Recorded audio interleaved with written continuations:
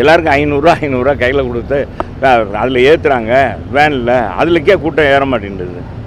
இந்த மனுஷனை போய் பார்க்குறது, இவனை மாதிரி ஒரு ஆள் மோசமானவனை பார்க்கக்கூடாது அப்படின்ற அந்த மக்களுடைய உணர்வு. நான் சொல்லலப்பா, செல்லூர் ராஜு சொன்னான் அப்படி இப்படின்னு மரியாதை குறையாக பேசினான்னு சொல்லுவேன். அண்ணன் மேலே எங்களுக்கு தனி மரியாதை உண்டு. ஆமாம், நீங்கள் அது மாதிரிலாம் நினைக்காதீங்க, தென் மாவட்டத்துக்காரு.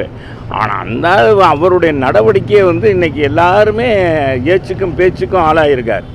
ஏன்னா இந்த கட்சி ஒரு சாதாரண டீ கடைக்காரரை முதலமைச்சராக்கி 3 முறை முதலமைச்சராக்கி சட்டமன்ற உறுப்பினராக்கி பல துறைக்கு அமைச்சராக்கி அழகு பார்த்த இந்த கட்சிக்கு இன்றைக்கி அழிந்துரும் இல்லை அப்படின்னு சொல்கிற அளவுக்கு அந்த வாய் வருதுன்னா, இந்த எலும்பில்லாத நாக்கு எப்படினாலும் பேசுன்றதுக்கு ஓபிஎஸும் ஒரு உதாரணமாக ஆகிட்டார் பாருங்க.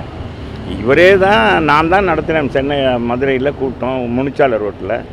நாங்கள் டீ கடையே வச்சுருந்தவங்க, என்ன ஸ்டாலின் போய் டீ கடையில் டீ சாப்பிட்ற பெருசா அப்படின்னு இவரே தான் பேசினார்.